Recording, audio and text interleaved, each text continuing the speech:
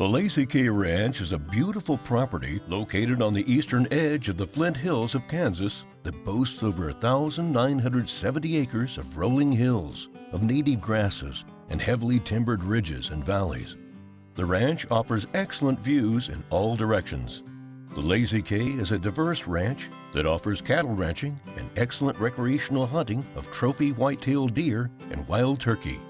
Improvements on the ranch include over 11 miles of fencing and cross-fencing with excellent water throughout. Access to the Lazy K Ranch is by county-maintained roads with over 10 miles of interior roads and ATV trails, making this ranch highly accessible.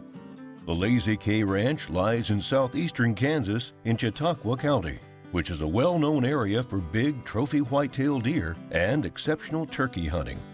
Big buck sign is prevalent throughout this ranch with abundant populations of wild game.